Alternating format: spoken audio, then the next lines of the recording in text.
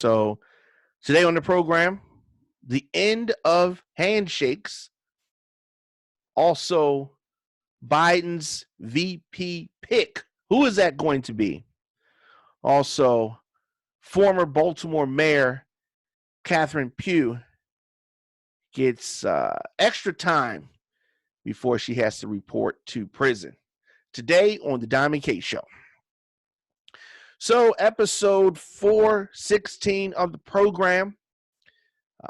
Democrats are renewing the vote by mail push as this virus continues to spread. Former Mayor Cathy Pugh is going to jail in Alabama. And, she doesn't have to go just yet. Trump's approval falling as Americans question his handling of this pandemic.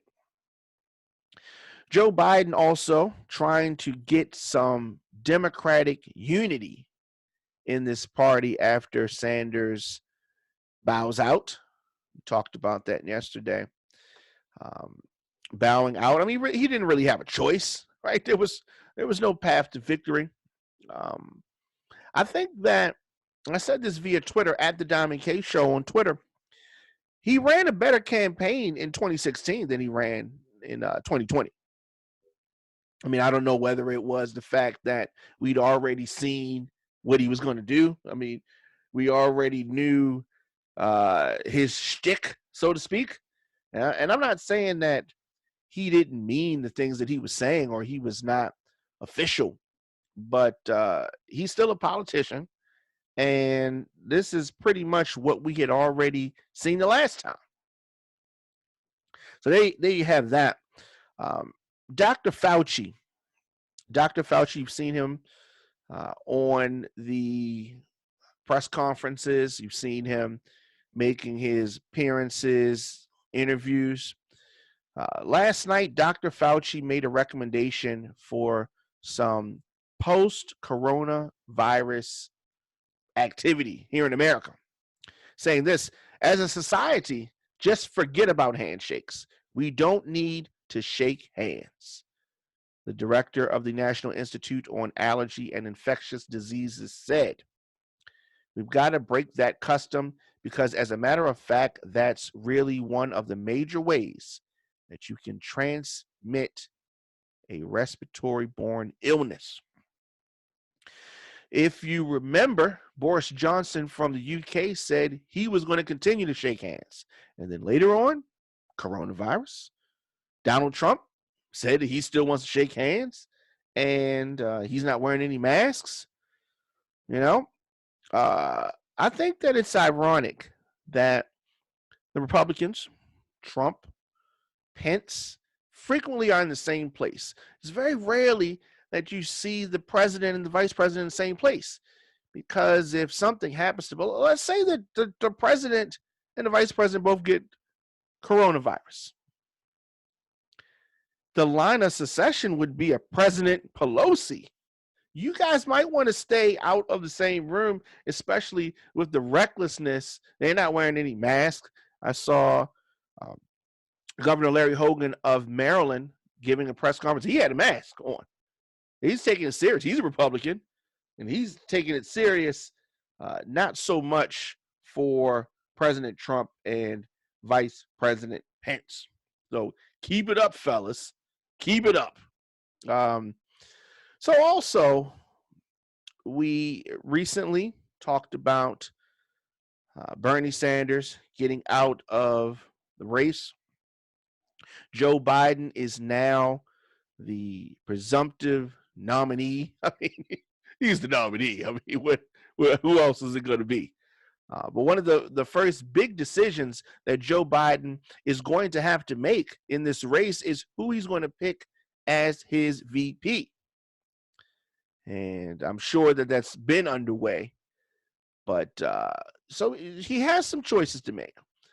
He said that he's going to pick a woman. At least last month he said this. He pledged that it's going to be a woman. But which one? What woman? Who's it going to be?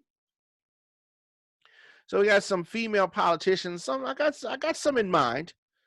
Stacey Abrams, who nearly won the Georgia governorship back in 2018, would be in a great choice. You know, um, she is very strong on voting rights issues. That's really propelled her to the national spotlight. The highest office she's ever held is in the state house. Biden repeatedly said that experience matters a huge amount to him. And you've got to be able to turn and say to your vice president, this is your responsibility, because the job is too big for any one man or woman. He said this last summer. So Stacey Abrams, very militant. Is she too militant for America right now? Um, Not sure. Not sure. Another another name that comes to mind, Tammy Duckworth. Tammy Duckworth is she's from the Midwest. She's from Illinois. She would be historic because she would be the first Asian American to appear on a national ticket. Um, So that's interesting. I mean, for like a personal story, the Black Hawk helicopter she was piloting during the Iraq War was hit by a grenade, and Duckworth lost both legs and the use of her right arm in that incident. Um, so, but a lot of things there. A highly ranking person in my eyes, somebody that's near to the top. Elizabeth Warren, somebody she could pick, Massachusetts senator. She is younger than Biden. She's 70, so it's not exactly a different generation. Um, you know, he definitely said that last month in New Hampshire that he wanted a VP with, some different views than his. Medicare for all is not something that I don't think he's with. Um, but she kind of has flaked out on her support for it slightly, and I think that she definitely would accept the position. Uh, Another former presidential candidate, Amy Klobuchar, someone who has been in the news lately. Her husband was diagnosed with coronavirus. He has since returned home from the hospital, and the senator has definitely been making the rounds and speaking about her husband's battle with the virus. Um, so depending on how much of an issue COVID-19 is in November, which is going to be a major issue, but is it going to be something that we have put a damper on? Will we have beat COVID-19 down in November? I don't know. But Klobuchar still has her Midwestern roots, a record of winning, and she's a centrist, and that's something that is probably going to be needed going forward, at least in the immediate future. Most people are thinking that Kamala Harris is the pick, the one. That's who I'm hoping that he picks. Um, Biden had a virtual fundraiser yesterday, and he praised the California senator for running a hell of a race for president, adding, "I'm so lucky to have you be part of this partnership going forward. Working together, we can make a great deal of progress. I'm coming for you, kid." Eyebrows were raised. Harris does check all of the boxes that Biden needs. She's an African American and an Indian American woman from a huge Democratic and donor state. Proved herself to be an able debater during her own run.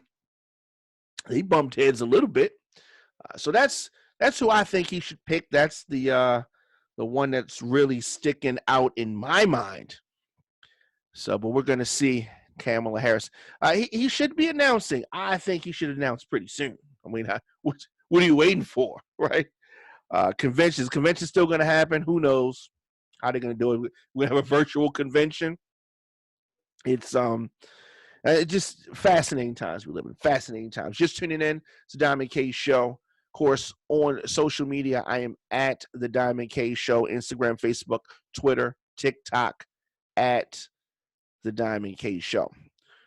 So we talked about it, and we talked about it, and we have talked about it, and that is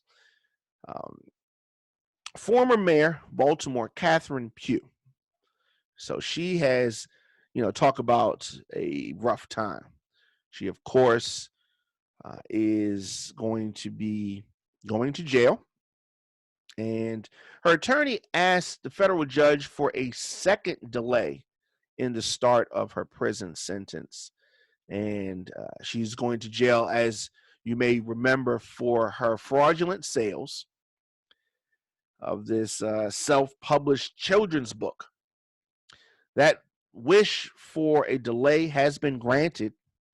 Judge Deborah K. Chasnow extended her prison report date to no earlier than June the 26th. Mayor Pugh is going to be almost 900 miles from her home. She's going to be in Alabama. The disgraced politician argued in a motion that his client could not begin her 3-year sentence on April the 27th because of court delays prompted by the coronavirus pandemic, and the location of the federal prison which she has been assigned in order to surrender to is, far away. Far away. Pugh was sentenced back in February and, of course, pled guilty to federal conspiracy and tax evasion charges back in November. This scheme that she carried on has really, really ended her political career. I'm worried about the coronavirus. She is not in best of health. And while many people don't care about her health, I do care about the mayor, former mayor. Tekashi 6ix9ine, he comes home because of coronavirus, and Mayor Pugh, they could give a damn, right? They could give a damn. So speaking of giving a damn, in a bit of, I don't want to say entertainment because it's not entertaining, but we're talking about an entertainer. 50 Cent and his son Marquise, the ongoing feud has hit a new low, and things are low. I mean, they look so much alike that it's ironic. It's almost like you're looking at two people or one person arguing in the mirror. During a recent IG session, 50 commented on Tekashi 6ix9ine recently being released from prison. As we said, for the fear of contracting coronavirus, the rapper Tekashi has asthma. And they're hoping that he was released so COVID affects that. And Fifth said that Tekashi is better than Marquise. Said, I'll take him before I take my actual biological son. I mean, there's been so many deep-rooted knives thrown from the Jacksons that it's just, I don't even know where to start. Marquise took to social media to react to his father's comments, stating that, did he just say he would claim a rat? Oh no, I want no part to that cheese over there, big fella. I don't know what's going on. That's some other shit. Marquise then mimicked Tekashi by saying 6ix9ine's famous stupid catchphrase at the end. Is there no end to this? Are they gonna patch things up when they have a deep family loss? I, for one, can tell them that life is short, and life is really short. I really hate that they've wasted so much time arguing and going back and forth with each other, and not just, cherishing the time that they have. Yeah, it's just sometimes people don't get it until it's too late. Sometimes people don't get it till it's too late. Of course, on social media, Instagram, Facebook, Twitter, at the Diamond K Show, at Radio on Fire. I am here daily, 7 p.m., with new episodes of the program, which you can stream on Spotify, on YouTube, on Stitcher Radio, and all of that that good stuff, or however you're hearing it. However you're hearing it, iTunes, look me up. Big music catalog on iTunes and on Spotify and all that good stuff. Finally, Baltimore City is launching a COVID-19 dashboard. So some Pimlico testing site is going to open on Friday. Baltimore City officials announcing the launch of this online dashboard, which contains COVID-19 data. The health commissioner said that the dashboard is going to allow residents to track cases by zip code, age, and gender. Soon, the dashboard will also incorporate data on a person's race. So the dashboard is going to chart how fast the rate of new cases has accelerated, especially in the last few days. And the data being received from the city will inform how health officials craft the messaging. So 64 of Baltimore's 638 cases have been in the 21215 zip code, which is Northwest Baltimore, which is the Park Heights area. They're going to open this drive-up testing site at Pimlico Racecourse, which is same zip code. Very, very interesting. The Maryland National Guard built the site, and it's going to be run by LifeBridge Health. So one of LifeBridge's 3 testing facilities at nearby Sinai will close so that its resources can be moved to Pimlico.